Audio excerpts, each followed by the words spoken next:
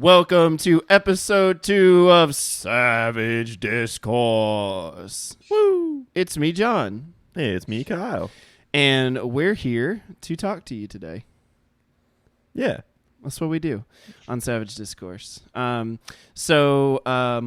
are, today we have a pretty heavy topic, pretty cerebral, no pun intended. And today we're going to be talking about illusions of self. Self-illusions. As we fade into the abyss. Yes, today we're going to be talking about the illusions of self through different lenses, through a psychological lens, through a meditative lens, through a psychiatric lens. Through a hippie lens. Can't forget about the hippie lens. Mm-mm. Ooh, the beautiful, multicolored phantasmagoria. Drug-induced. Yeah, typically. one can achieve such beautiful hues in life. And also through, as we are always want to do, a personal lens. Talking about our own experiences and how our self and our illusions of self have benefited and sometimes not benefited us. So... But if you were there for episode 1, before we get started, full tilt, let's tilt backwards a second, like a out of order pinball machine. The first episode, if you tuned in, was wellness and isolation, where we talked about different strategies for handling being stuck at home throughout the C word. We're not going to say it. I'm not going to start doing it now. No, not now. No, we've it's come and gone. The eggs are in the basket. We can't take them out and put them in another basket.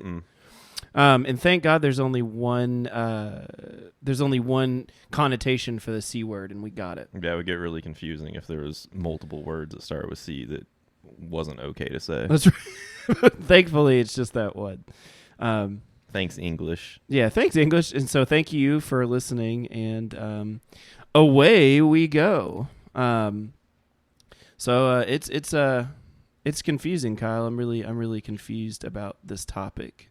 What are you confused about, John? Well, I am not me. I am not who. After talking about this and looking into it and doing some investigative, some personal research, I don't think that I am who I think I am.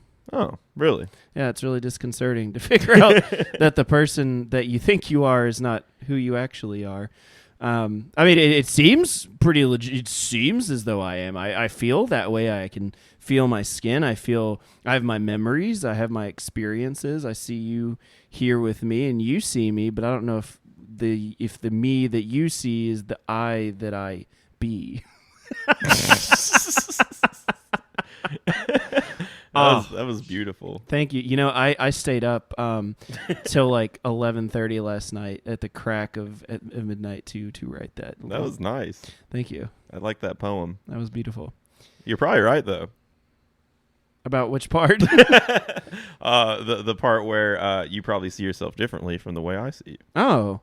Yeah, and that's interesting. Our perceptions of ourself and the way and the kind of the seat of our consciousness and the person and the ego and the psyche that we have really kind of create this what we perceive to be a relatively inflexible vision of ourself. Mm-hmm. And that actually carries with us through most of our lives and usually into the grave. Yeah. So it's like a backpack that we carry, except unfortunately this backpack is not just something you take with you. It's a backpack that you see through and that you feel. It's like a backpack full of organs and memories and experiences and a lot of different everything that you care about and everything you experience is in that backpack. Mm-hmm. So it's not just a tool in like a carrying sense. It's a tool in a very practical and spiritual sense as well. The illusions of self, we wanted to talk about, one of the first things we wanted to talk about is some well-researched psychological effects and some excellent phenomenon that have been reported on very well. So the Wobegon Effect is really interesting, and I think it's a great place to start. So the Lake Wobegon Effect is it was actually named after a fictional town in a radio show, and it's where in the show everyone reported that the children of the town were above average. So this psychological effect is where people tend to overestimate their own ability on different tasks, so different professional tasks. So if you ask a group of 100 people to rate their own ability of that on a particular task or a particular profession, they would rate their ability as higher than what they actually have and higher on the group. So one example that we found when looking at this was that when they asked when an interested group asked drivers for a particular company to rate themselves, 80% of themselves rated themselves in the top 30% of drivers, which is statistically impossible. Yeah, that's probably not accurate. No, I would assume it's not accurate. So this is interesting.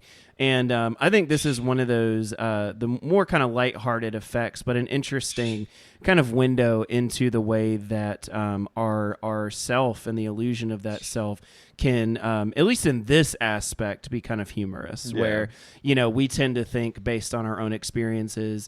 And when we reflect on those as the recursive process of thinking is that, we tend to overrate our own abilities. And so I don't think in my life this has ever... If I've ever taken on any, and if I guess if I have, it's been, maybe this is one of those forces for good, because maybe when we're out of our element, it allows us to push and try something new. Yeah, I was going to say, it's probably not the worst thing, because it sounds like this specific one, you're not overestimating your ability like by a large amount, I'm not going to become an ER, like a brain surgeon and burst into the room in scrubs and say, hold that knife, let me take over. Yeah, it sounds like this gives you just a little bit extra confidence to do what you got to do. So it's not the worst thing. Yeah, no, I think this is relatively innocuous and not the most dangerous. For the most part, I guess I could maybe see this seems to be more of like a self-aggrandizing. I can, it's interesting to think that all of us kind of think that we're a little bit better than we are. Yeah, we all have a little bit better opinion of ourselves. Yeah, that's interesting, and that obviously. Could be a bad thing if it's taken to the extreme, as in narcissism, and maybe some other disorders and maladies of the mind. But I just thought it was really interesting, and I think that's a great way to get us kicked off, is to kind of talk about just a little bit more lighthearted one. Yeah.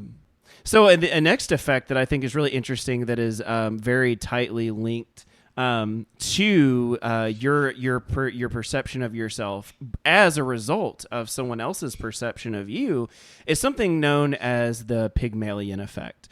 And this is something that, at least in my experience in my field, we deal a lot with. So let's unpack that. So what is the Pygmalion Effect? Well, it's actually named after Professor Rosenthal, who conducted these experiments. And essentially, what he determined was that the expectations that we have been given from other people allow us to raise our performance to the level that they set for us.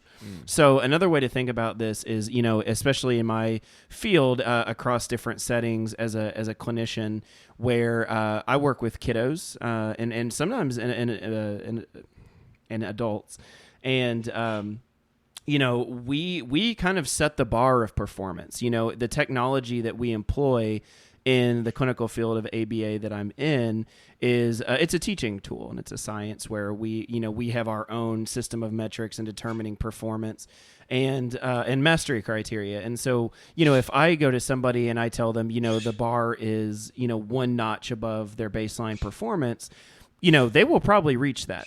Yeah. And now on the other side of that, if I go to that same kiddo or that same client and I say, okay, now this notch is 5 to 10 notches above your zero baseline rate of performance, there's a very good chance, based on this this phenomenon, that they will rise to meet that, and they will do so with a consistent acquisition rate, which is really interesting. That is interesting. Do you think that has to do with them trying to kind of impress the person who is kind of over them, or do you think there's like another thing going on here? Like, you tell them this is what they can do, so now they just believe that. That's a good point. So when I was researching into this, when I was looking into I don't know if me on my throne again researching.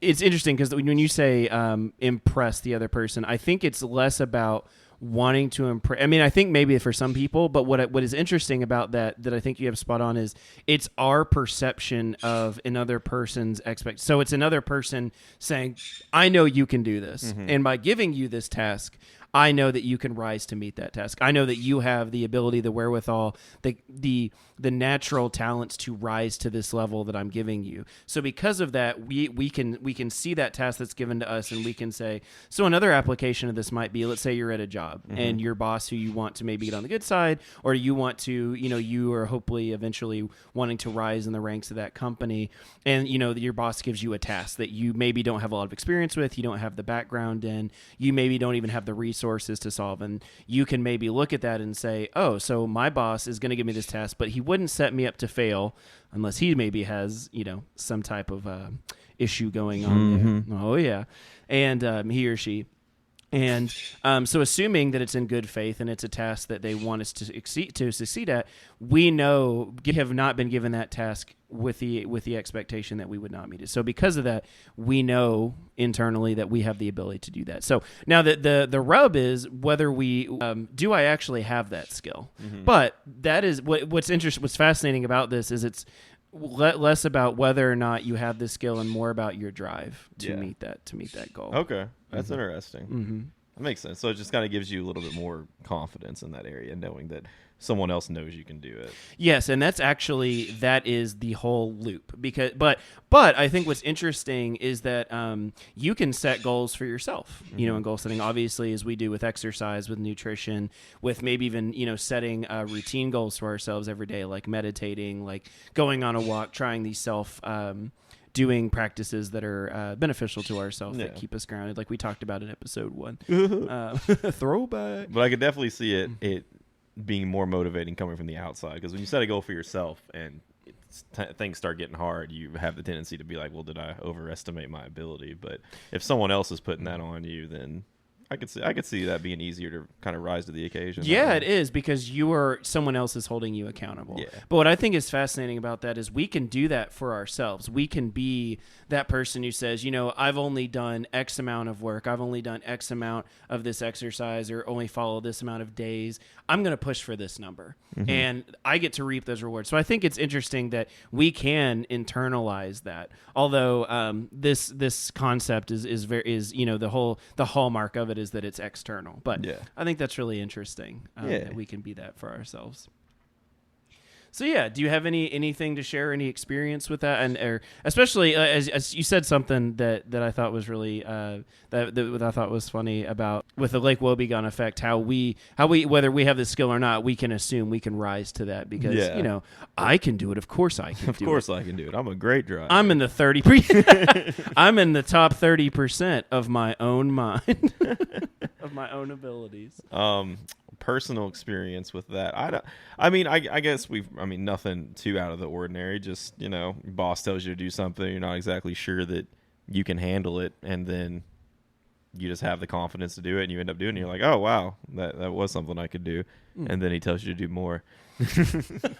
Which is an interesting effect of being a good performer, is that your high performance and performing skills that result in that high outcome are punished, because then they give you more work to do. Yeah, I'm sure there's a name for that. It's called bad management. Oh, I see.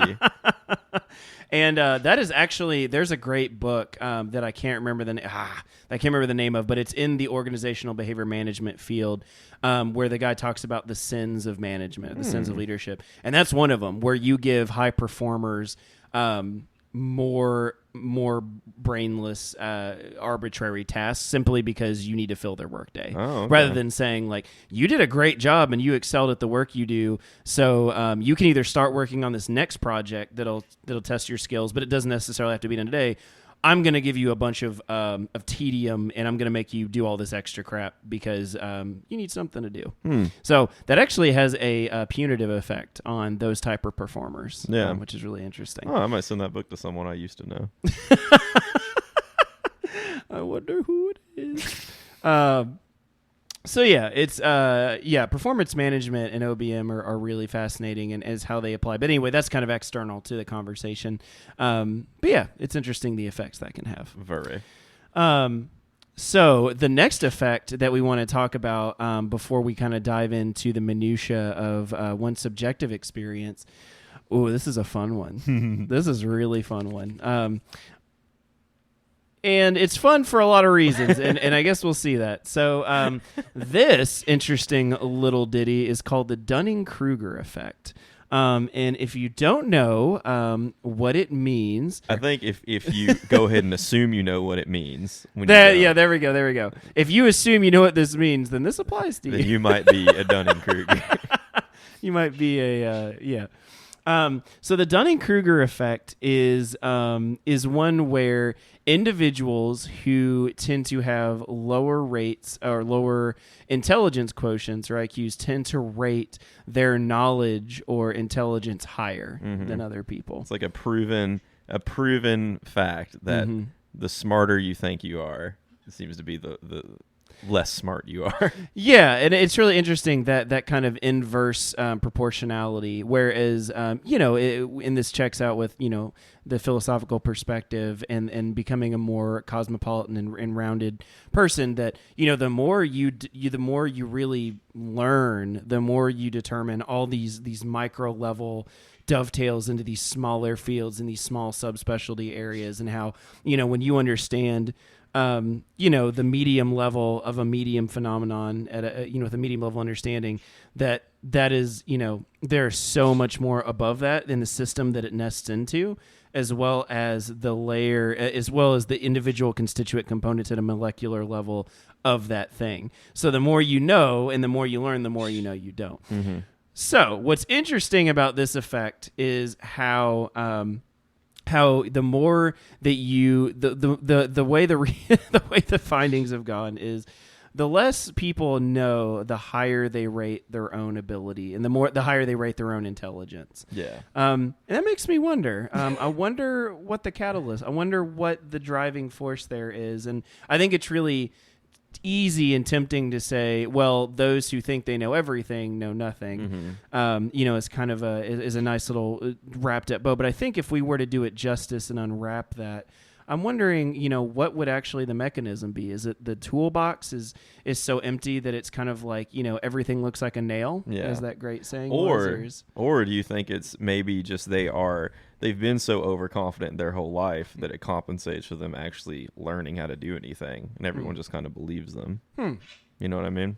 That's a good, that's a good point. It definitely seems like there is an adaptive utility to say, no matter what it is, no matter whatever the phenomenon is, I am suited to handle this. And not only that, but I know about it, and I know that I know about it, and you know that I know about it, because I know about it more than you. And you know that I know that you know that I know way more than you do, and I know that, and you know that as well.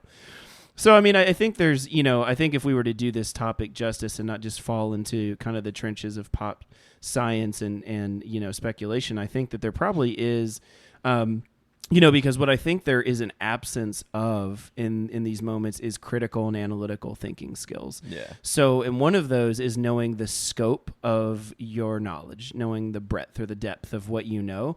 And I think it's kind of like the unknown, like you know what you know what you don't know, and then you don't know what you don't know. So it's kind of like, I don't know that I don't know how to think outside the box, because when you think from inside, I'm in the shelter and I have all the tools in here, and it's always gotten me to where it needs, where I need to be. There's no, you can't externalize and conceptualize your, that kind of myopia that you have, that short-sightedness. I think that's, without those skills, I think. Yeah. Yeah. You agree? Okay. Makes sense. Yeah. That's kind of my hypothesis, that's where that's what I think.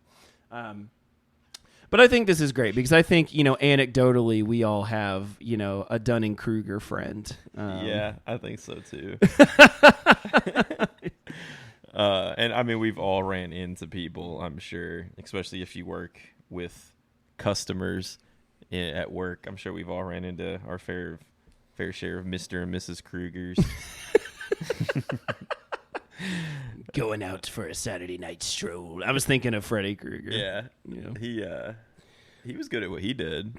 Oh yeah, yeah. Ooh, what an excellent spotlight to shine on a fictional murdering, dream wandering character. Do you think he was? Do you think he was? Do you think he was a victim of the Lake Wobegon? Do you think he was in the top 30% of dream killers, or do you think he was more grounded and he had work to put in to get to be where he wanted to be? I don't know. I'm not sure what his mindset was, but the evidence shows that he was pretty damn good at it. Yeah. I don't know. He may have been in the top 30%, maybe top 10% of dream killers. I mean, actually thinking about it, I can't really think of a. Yeah, I'm not sure what the competition in that like, market space looks like. Like a heart attack or something. Yeah. I can't really think of any other characters. Yeah, so if you guys know of any dream killers, please leave us a comment or send us an email and let us know who to compare Mr. Krueger to. But so I definitely think at the very least he overestimated his. He was definitely above average when it came to that, and I think he probably knew that. Yeah, I'm sure. Especially if his body count is any measure of his success, if that's his metric for success. If you allow me to ascribe that metric, But of course, thank you. Then I would say he, maybe he was self-actualized there. He was, unless all the movies were just from his point of view, and yeah, that's my mind exploding. Bang bang. They were. Oh my god, that completely shifts the entire the audience's paradigm. Oh my, because they're biographies. They're autobiographies. Yeah. Doesn't he die in some of them? Probably. I don't know. I haven't seen many of them, honestly. Maybe he likes the dark. Maybe he's more of a tragedy theater enthusiast more than a comedy. Yeah. Maybe. Who knows, really? Maybe he sees himself as the tragic misunderstood. Maybe we'll get in touch with his people and have him on one of these. See if maybe we'll get his point of view. So thank you. That's a great plug. So if you are an agent of Mr. Krueger, please reach out to us at the Savage Discord Podcast @gmail.com and let us know. We would love to have him on. We would. Big We fans. will be awake. We will be. We will be drinking coffee. We will be. Yeah, let him know that. Let him know that we are immune. Yeah, we would like to not be a victim. If that's at all possible. If that is possible. If not. If not, then that let the cards fall. Yeah, we have to get this interview. Anyway. So the Dunning-Kruger effect is really interesting, and I think that my hypothesis is that it's really a product of an absence of critical and analytical thinking skills, and maybe even maybe there's even a little bit of empathy, of lack of an ability to compare ourselves to others and see where others are.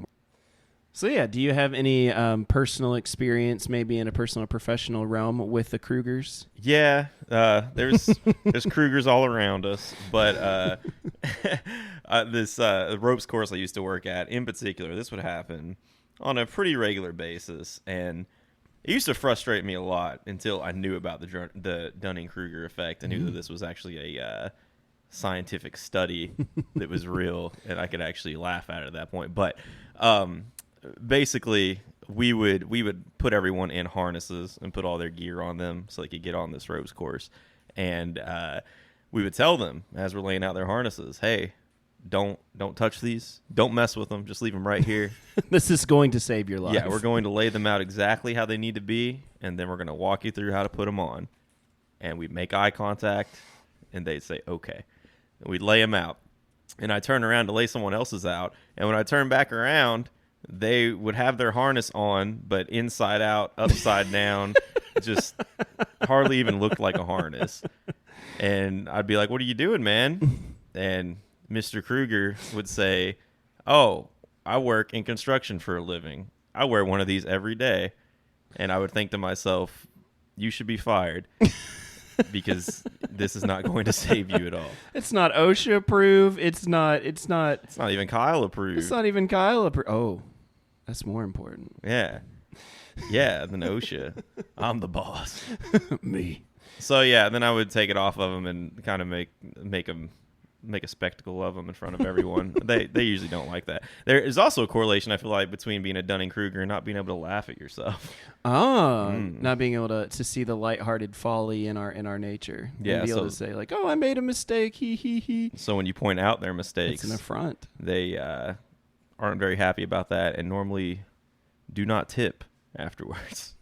But yeah, you would deal with that probably once every couple of days at that place, and you had quite a lot of foot traffic, so Oh, yeah. statistically that's a fairly low amount. yeah, I guess. Well, yeah, I feel like most people that are paying to have someone put them in their gear and walk them through it are fine with what they signed up for. You know what I mean? There's just every now and then a man who works in construction or a man who climbs trees for a living.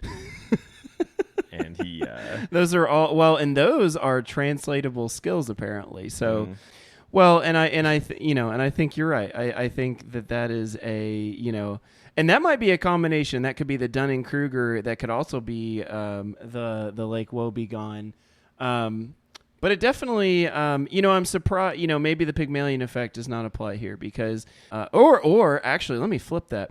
I think maybe all three of these are in effect because, or maybe this is an excellent ground for all of these things to co-occur because they want to make you happy, Kyle. They want to rise to your level of expectation, and they do so with such aplomb and with such alacrity that they ultimately sacrifice the integrity of their security harness.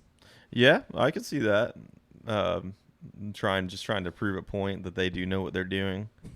Because we also had the things that would hold them onto the course were triple lock carabiners, which I don't know. Have you ever messed with those? Have I ever showed you one of those? I think you've shown me one. They look nut. They are big, bulky, mechanical. Yeah, they hold thousands and thousands of pounds. But the way they work is you basically have to like push the gate up, turn it to the side, and push it back to open it. So that's why it's a triple lock carabiner, and it's foolproof. Yeah, it's really easy to do once you know what you're doing. But if you don't, it's you can't open it. It's like impossible to open because you just squeeze it. But every now and then you'll get someone who figures out how to open it, and they'll completely unclip themselves from the course and just stand there with both their carabiners in their hands and hundreds of feet over precipices. Yeah, you're like, hey man, can you figure out how to open those and put them back on the line for me? I love the idea of someone being like, no, I can't. As a matter of fact, I was able to get mine off, and I liberated myself from the last vestige of security, but I cannot reestablish myself. I cannot get that. I love that. That's interesting. And I think, from my experience, I have been the Kruger. I have been the Dunning and the Kruger together. Nothing is life-threatening or as harrowing as your experiences with, with customer service in that industry. But, I think there's been times where I have definitely overestimated or thought that I had the abilities to do something, and I failed. And I think one of those was when I was an undergrad, and I wanted to be a writer. And I thought that I knew, I thought that I had the skills. I thought that I read a lot, that I was the next great poet and writer, and that I would be, in the hallowed halls with, the American greats and, if not the British romanticist and, the philosophicers. As you can see, my ability is beyond compare. I know what I'm talking about. You can tell that I'm well versed by the way that I mangle the words. And then when I actually took some writing classes, there was a MFA at the school I went to, a Master of Fine Arts in writing, where they actually had some writers in residency there, which is really great. And one of the professors, and I don't know if she was the dean or if she was maybe just one of the professors that oversaw the program, but she's a published author, and she wrote a great book about it's called Recovering Yiddishland, I believe. And if I'm wrong, I will obviously plug the correct version. But And anyway, when I was in her classes, and I came with my quill in hand and my lofty tomes, in my backpack, your portable throne, my portable. I can't go anywhere without my throne. And whenever we did the peer reviewed study, whenever we did our peer review of each other's works. Mine were turned to shreds. A lot of the was I didn't know the words I was using, the flow, the grammar and syntax. It was not artfully done. And because of where I was at that time in my life, I was able to shrug that off and say, no, I think you just don't get it. Which is the published author was telling you this, and you're like, nah, you're wrong. Yeah, and then the hubris of man, the hubris of the aspiring writer, and with all the peers in the group, all the other writers who were in the who were in the BFA program, which I was in the Bachelor's of Fine Arts, they were, I was just like, well, I hear what you guys are saying, but it seems readily apparent to me that you guys just don't have the cognitive faculties to handle such elegant and uncommon prose. Yeesh. Oh yeah, man. I like to think that I've grown in the last 12 years or so. Yeah, that doesn't sound like the Johns I know. No, and I've given up my dream of becoming a writer, but I hold on to those aspirations. But that's kind of one effect I can think. That's kind of one time in my life where I definitely overestimated and thought that I knew, that I was. I thought that I knew what I needed to know about writing coming into it. And maybe that was because I wanted to impress my peers. Maybe it's because I wanted to elevate my status. Maybe it was just because I didn't know what I didn't know, But I think for me, that's a very, that's a great silhouette. Vignette, not silhouette, vignette. Okay, so the next topic that we're going to transition into is actually a really fascinating one. And this is one I have a lot more personal and anecdotal history with. Same. This is a good one. So this is the Imposter Effect. And this is another, tying it back to kind of our theme of the conversation today of the ego and the illusion of self. This is kind of one of the ones where this is kind of a detriment to our ability and to our profession and to our own self-regard and to our conception of ourselves. So the imposter effect is it's an effect where we will accomplish something, or or to talk about how we were able to be so successful. We will be unable to understand. We will be unable to procure the experiences and information that led us to that. We will basically say, well, that couldn't have been me that happened. That happened. That I wasn't my ability that led to this. Basically, you didn't deserve the accomplishments that were given to you. Yeah. Or something that you have earned, you feel like you didn't actually do anything special to get it. It just kind of fell on you.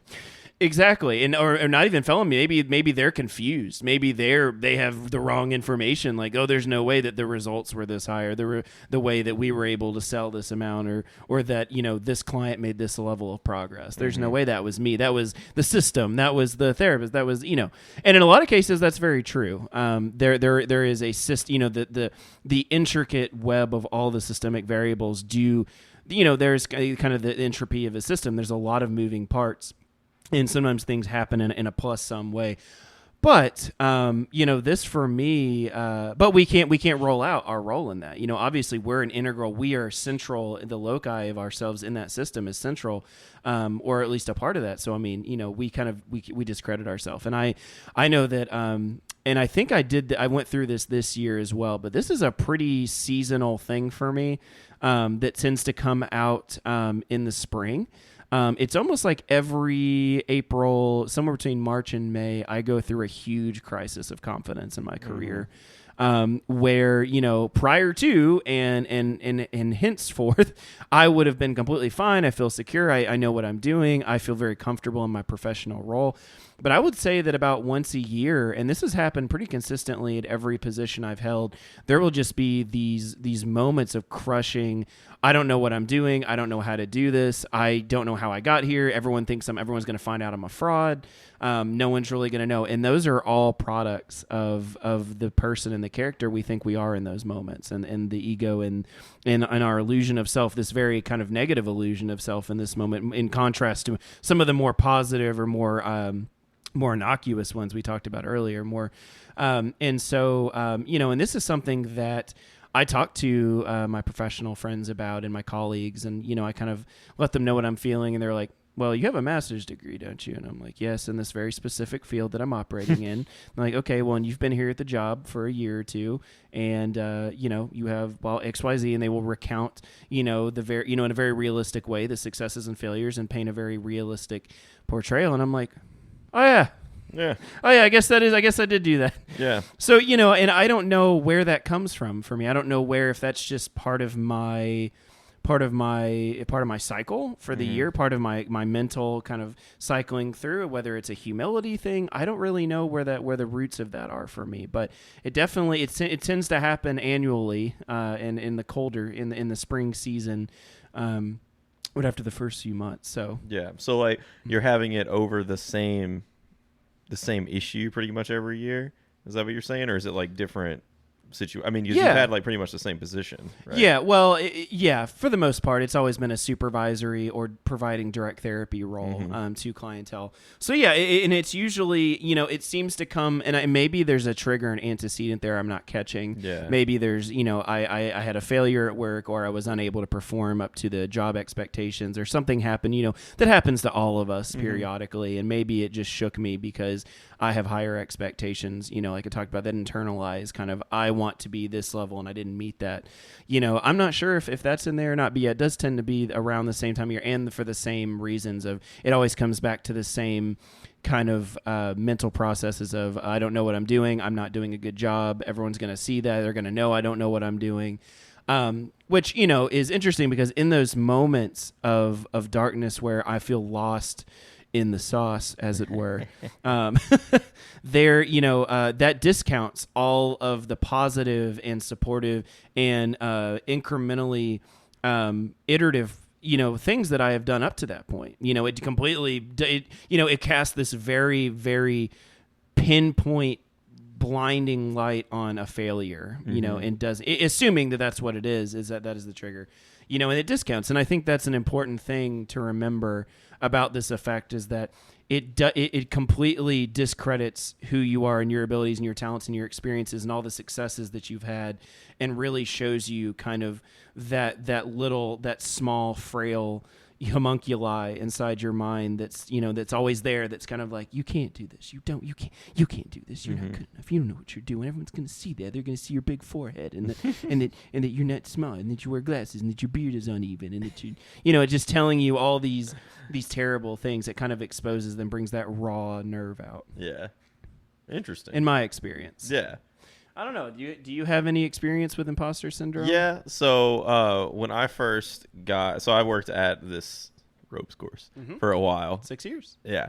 And at first I was just like, baseline tour guide, geared people up and all that stuff. And then out of nowhere, a life-changing event happened to me that we will discuss in a later episode. Yeah, absolutely. But basically... Oh, I know what you're talking about. Yeah. Yeah. That's a good one. You were there. Oh, of course I was. So basically... Spoilers. You could say I was more focused at work than ever before after this. Absolutely. And I got like four promotions in like 10 months or something. Wow. And, yeah. I did not know that. Yeah. Good on you, mate. Oh, yeah. So I went from just, baseline to now I was in charge of training every single person in the place and doing maintenance on everything in the place, when I had not really any official experience in doing any of that. I just worked at this job for a while. Did you have enough head for all those hats that you were wearing? That I didn't think I did, but you just stacked them. It turns out, yeah. Like Bartholomew Cubbin. Exactly like that. I have no clue what you're referencing. Oh, it's okay. Oh. Does he have enough head for all the hats? He has one head. And okay, so one man's too many hats is another man's just enough hats. Mm-hmm. So, sorry, I didn't mean to, sorry. Please continue. That's fine. I asked. Did it to yourself. Yeah, no, that's my fault. Anyway, so yeah, at first when I took over, I was like, I can't do this. I don't know why I'm doing this. I didn't ask for this. This just kind of got thrown on me. And then I just kept doing it though. And as time went on, I realized I was definitely qualified to do everything they asked me to do, because it got to a certain point one day I looked up and I was like, oh, every single person that works here learned everything they know from me now. So you had that moment of, oh my God, why am I in this position? What am I doing? I don't know what I can't do this. I don't deserve this. Exactly. Yeah. And it was strange, especially because like there was nothing really I couldn't go and tell someone that and they'd be like, oh, well, let's bring someone else in, because there is no one else. Like it was basically, I was the most experienced person there. So it was just kind of all on me at that point. And what's interesting to me is that I think so many successful professionals feel this way. But, everyone that I have known, especially a lot of my colleagues and some of the students that I've mentored and that have grown into their professional roles and got their letters after their name, I've seen this in me. I've seen this in a lot of other people. It really just takes one moment or one thing going sideways in our day-to-day of all these precarious events that kind of fall as, positive and neutral, to really unsettle us and really make us feel like that. Again, like we don't need to be there, we shouldn't be there, and we don't deserve it. But I feel like just knowing, it's kind of like the Dunning-Kruger thing used to piss me off until I knew that it was a thing, and then I could laugh about it. It's kind of the same thing with this. Like, if you know that imposter syndrome exists, then you know that this happens to a lot of other people, and you notice it happening to you, you can kind of pull yourself out of it rather than just being, stuck in the loop. Yeah. You know what I mean?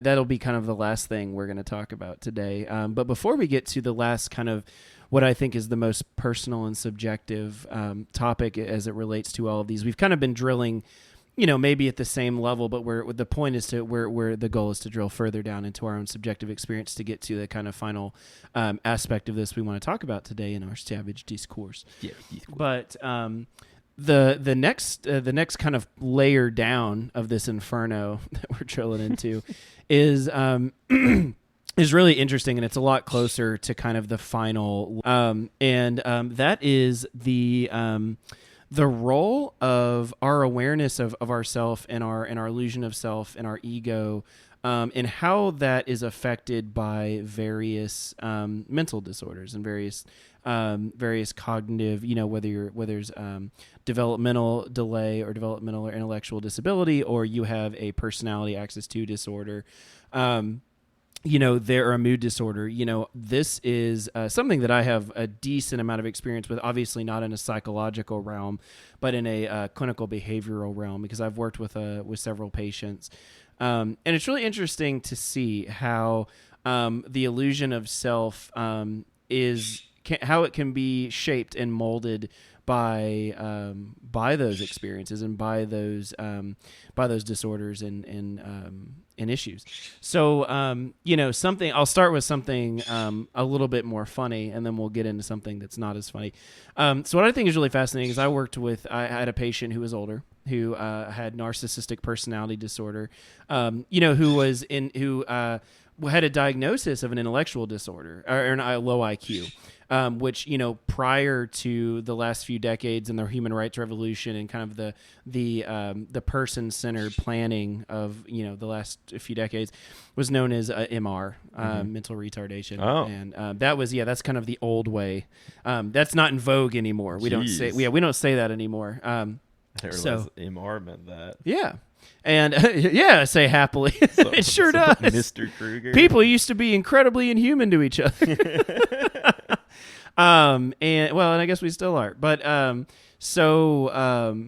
I had this client who had an interesting dual diagnosis. He had multiple. He had a lot of comorbidities, but essentially, one of the things he had was he had a low IQ, but he was also had narcissistic personality disorder, which I had not seen before. So this was an individual who would offend everybody, was, pretended that he, in his mind, not pretended, he believed truly that he was the center of the world, that he was the life of every party, but he also couldn't understand, in a very real sense, why nobody wanted him to be those things and why nobody bought into that. Now, I do know that, from what I know about NPD, a lot of people do have that inability to realize that. But with therapy, they are able to recognize, and those are some of the techniques I pulled from, which are obviously tangential to the field I'm in, but I pulled them in and I embedded them in the approach I know. And, you can teach, you can help these people identify, oh, when I say this thing, this self-aggrandizing, I'm the king of the world, everyone likes me, that people don't tend to respond well to that. They don't like you, to have you, when you come in with this exuberant attitude and you steal the win from everyone else, you tell stories, you tell this, that can be a learned skill. Yeah. But with this individual who had that interesting, his illusion was one of grandeur. He really believed that, and it was there was a moment where we would sit and we would do a social autopsy. I'd say, well, why do you think that? What? So I would get a call, and then this individual would come storming to see me, and they would say,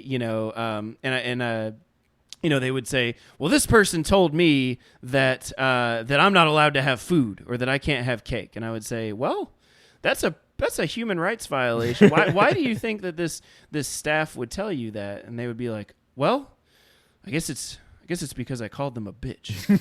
And I'm like, oh, okay.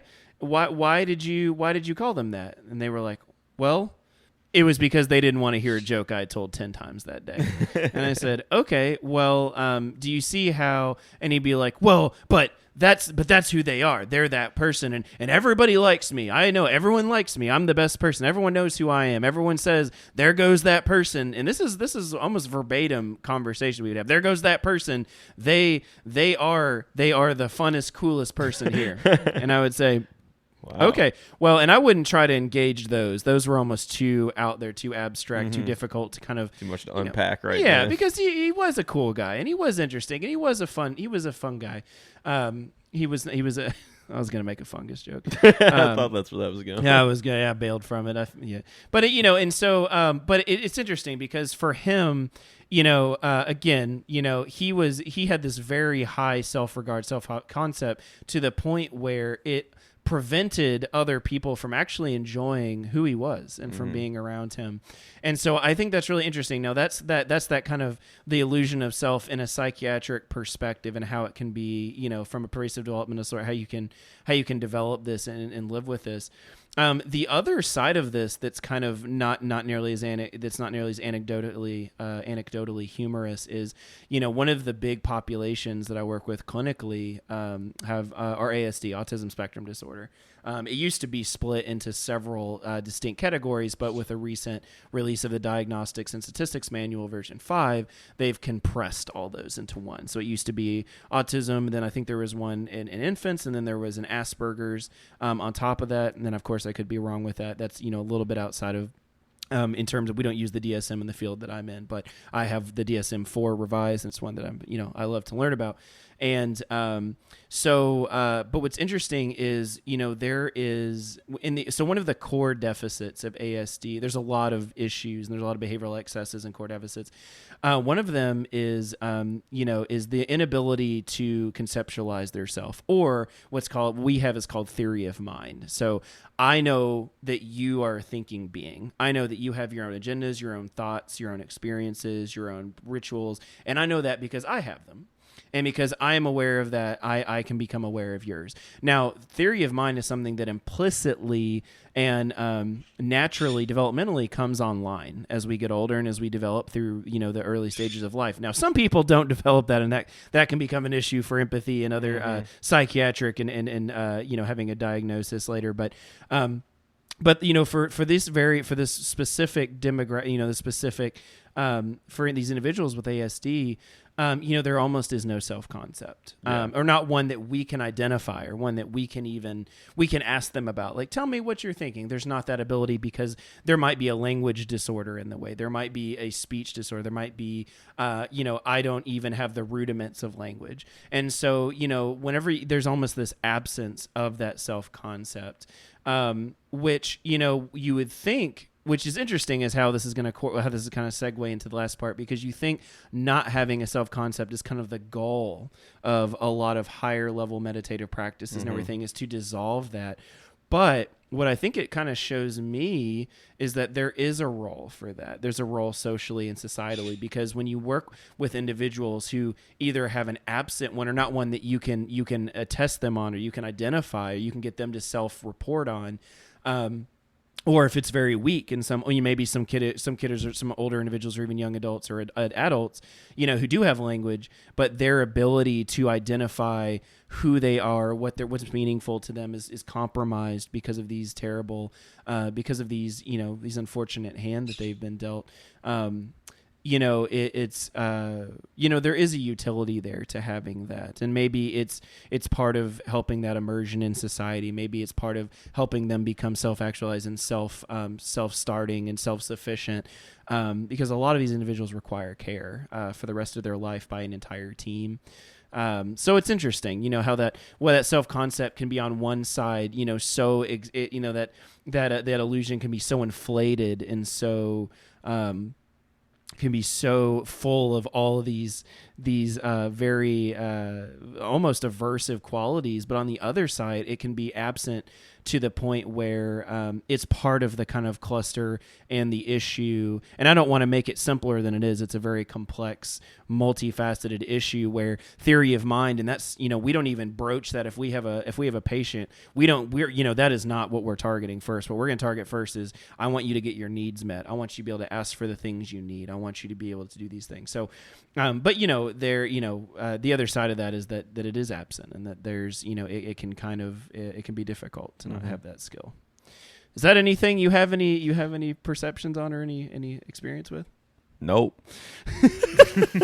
And that's why we're a duality, Kyle. That's why we have complementary experiences. Yeah, I don't know anything about that.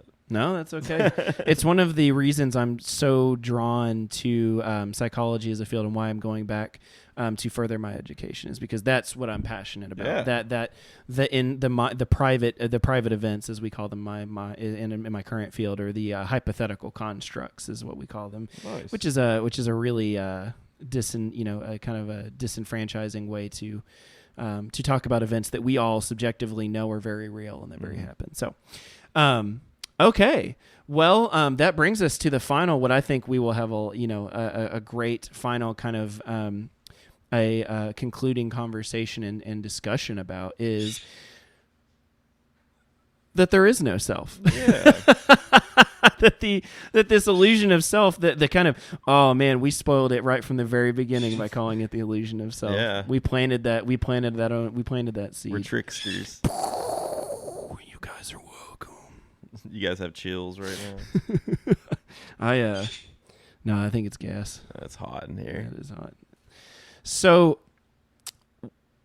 all of this conversation, the way we started off was talking about the different perceptions, the different ways we rate our experience. And all of these are channeled, obviously, through this illusion of the self. I wouldn't be able to tell you about that I rate my ability as higher, or I wouldn't be able to tell you that I know everything that I know if I wasn't able to look in and see that there's not some schema or psyche or some, at least, let's just say, fuzzy illusion of this collection of things that is me. Mm-hmm. This is who I am. This is how I can tell you. This is how I can report on that. So by opening up and by going through, and seeing the different ones, Kyle and I both are very much into the very Eastern philosophy of Buddhism and mindfulness and Taoism.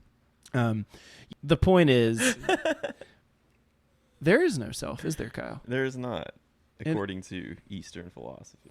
No. Where did it go? Where'd it go? It never existed. What? Yeah.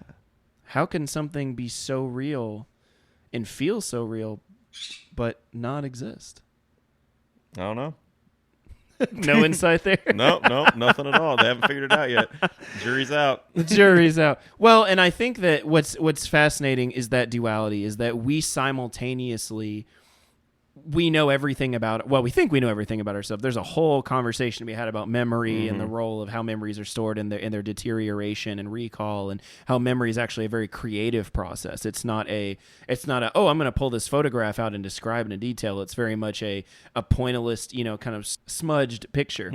So and the way not even resemble the original memory. So, what I think is really fascinating about when you embrace the kind of absence of the soul, or what they call, the the emptiness of the soul, Yeah. which is not that there's nothing. It's that you are not held down by anything that prevents you. You're not tethered to anything. There's the emptiness in the sense that you are with everything. Yeah, it's emptiness. Yeah, exactly like you said. It's not that you are nothing; it's that you are everything.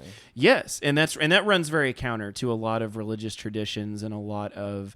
And again, we're not here to proselytize or convert you. We're here to give you the science and evidence based background and kind of our passions and our own experiences. But, it does run counter to a lot of theologies and traditions that say your soul, which a lot of people refer to when they talk about the mind is that the mind is my soul, and I am that soul, and that soul is inexorably and we kind of talked about this a little bit either in the pilot or in the episode 1 about whether you believe that the soul and the body are two distinct things that are nested inside of themselves, or if you're more of a monist who, as I spoke that I subscribe to, which is that the mind is really the mind / the soul is what the brain does, and is just the cognitive activity. And there's a great book by Steven Pinker called How the Mind Works.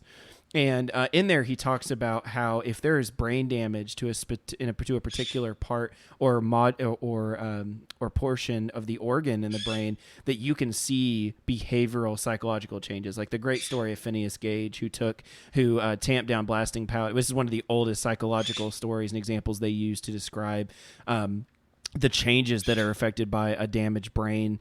How he was tamping down. He worked on a railroad, and how he tamped down on a rod, and there was blasting powder, and it blew the rod through his skull. Oof. And he lived. Oh, that's good. He did. And there's pictures of him with it in there in his skull afterwards. And it's a terrible thing that happened. But from a medical scientific perspective, and in terms of the continuity of our understanding of the mind, it's fascinating. His personality had completely changed. He was impulsive.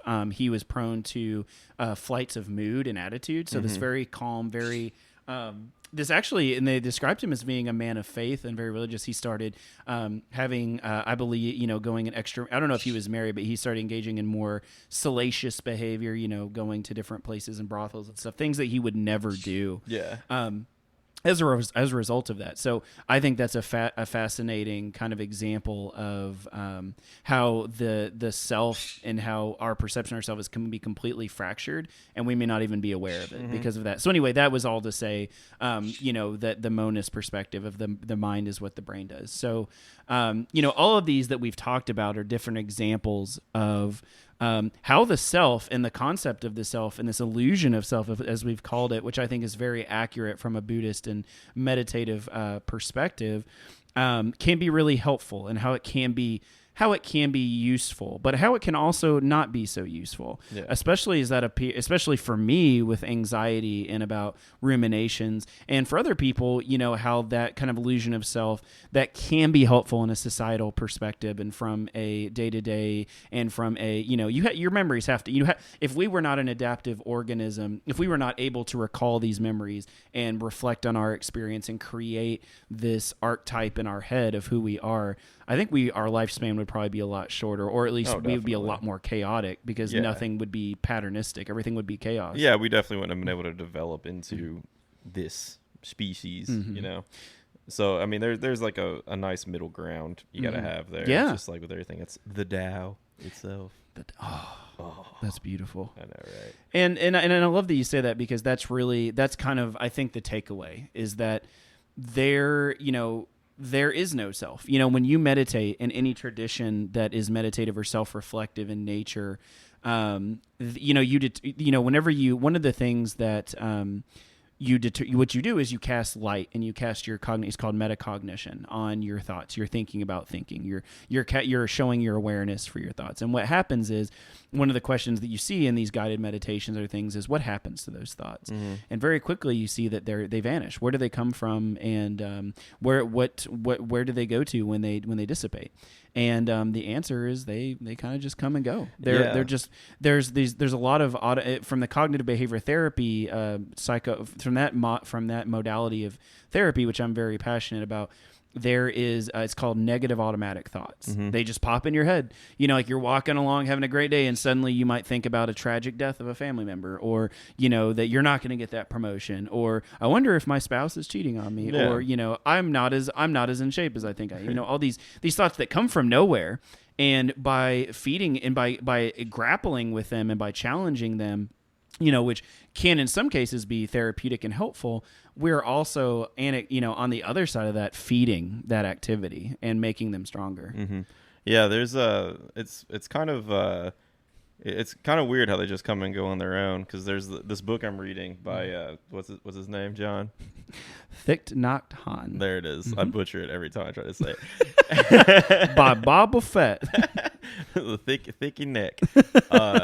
He's a Vietnamese. Well, he was a Vietnamese monk. I'm pretty sure he died a few years ago. But this book's called The Art of Living, and he the first couple chapters talk about the illusion of self. Basically, he says it differently, but one of the arguments was, I think it was Descartes that said, "I think, therefore I am." Wait, is he still alive?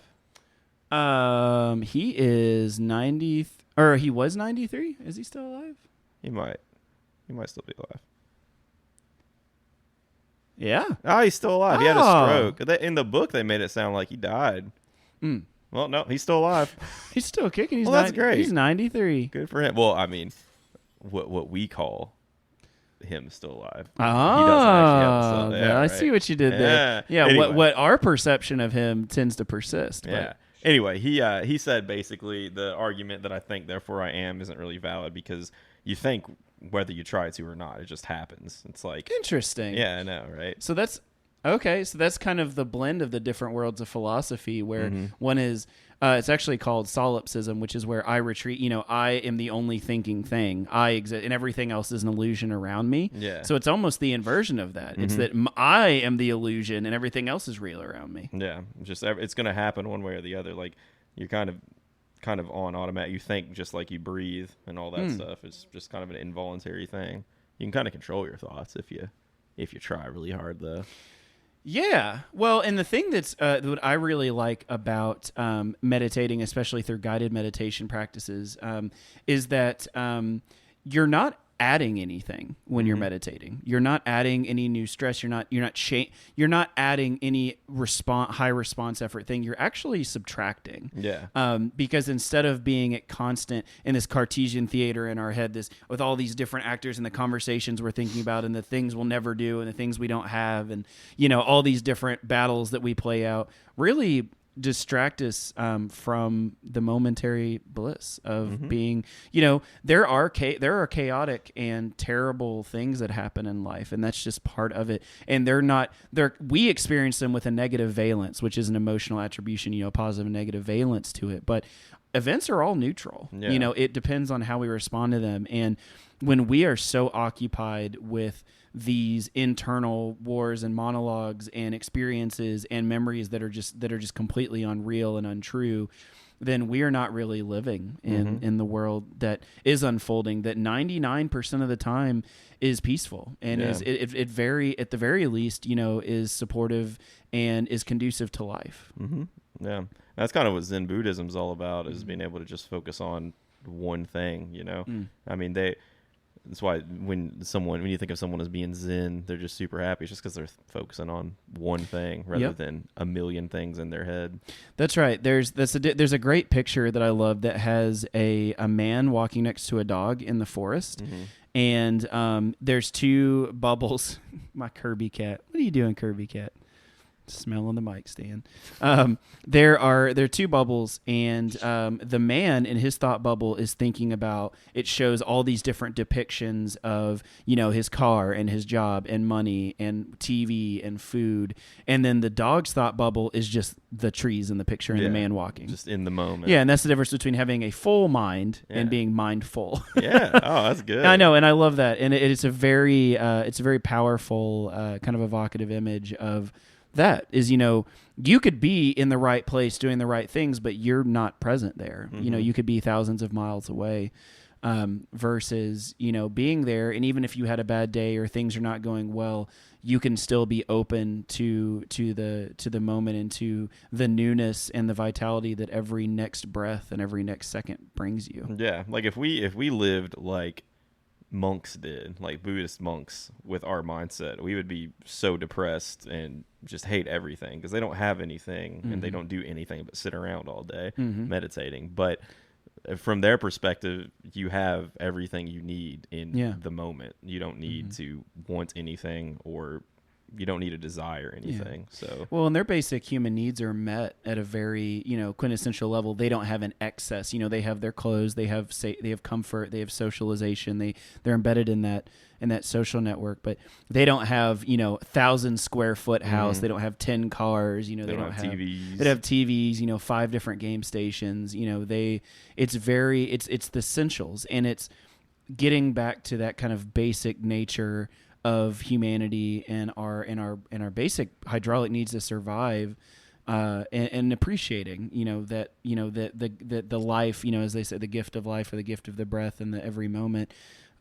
It's really just being in tune with that and not tuning out what it is to exist. Yeah. Wow. Nice. Wow. Nice. You should meditate if you don't meditate. Are you telling me, or you just put out to the audience? Telling everyone. Okay. I tell that to everyone gets. I say that all the time. Whenever anyone complains to me about anything, I'm like, you should meditate. Yeah. Because it can't. It only improves your life. Yes. Now, obviously, if you're in a car crash, or if you're, you have to make a huge life decision, you have to direct that orb of awareness to those events so your life won't end, But for everything else, and there's a great interesting point, because a lot of people think that meditation is just for sadness or for anxiety or for any reason, but it's actually it's for anything. Yeah. It's for anger, because and there's another great book that I love, and I can't remember the author, but it's called The Untethered Soul, and I've probably given out more copies than of anything, and it's about energy, and even holding on to, and this runs very counter to what we think of, we're trying to stack our walls and our houses and our shelves with these depictions of all these memories and all these happinesses, and I think that there's value and there's meaning in that, but even holding on to happiness blocks you from the next moment. It blocks you from that next happiness, being like, oh man, in my 20s, I was doing this and I had all my friends and we were doing all these fun things. And oh man, that's it for me. I peaked there and that's all it is. That's all life is those times back then. And it's like, no, I mean, any time that you are still breathing is a time you can make new experiences, new memories with new people and new places. And so yeah, even the happiest moments of our lives, and talk about it in this book, create an energy, in that kind of, in that language, an energy blockage where you are in effect preventing yourself, because you're thinking just. You're in the past, essentially. You're stuck meditating and not meditating. You're stuck ruminating on these and engaging in these things that are no longer real, that are just your memories, cognitive kind of imprint of the ghost of those times that were, and you're not exposing yourself to the actual substantial reality that is, and that's coming. Yeah. Well, that's great. That is great. Well, that's great. So today was a little bit of a different conversation. Definitely one that's hopefully there's you guys laughed along with us. I don't think there were as many laughs. No, today. This one's definitely more serious. This is definitely more serious. So, and this is the savage part of the discourse. Yes. The discourse can be happy or it can be sappy, but it's never crappy. Ooh. Yeah, Kyle specifically told me not to give us any type of quoting or phrase that we use to describe this, but we don't have to use that. This came to me. So if you guys like what you hear on Savage Discourse, where we pride ourselves in authentic, genuine conversations about topics germane to wellness and mental health and psychology and nutrition and exercise and just anything in the realm of human experience, then please, like or subscribe. Leave us a comment. Tell us anything you want to talk about or any thoughts you had about it. Anything that we got wrong. Any references or citations that we need to give. If you think meditating's bad, let me know. Yeah, actually, yeah. I want to see. Yeah, I want to see somebody. I want you to go in there and start a mosh pit in the comments saying that meditation is bad. That is our task to you. Living in the moment's dumb.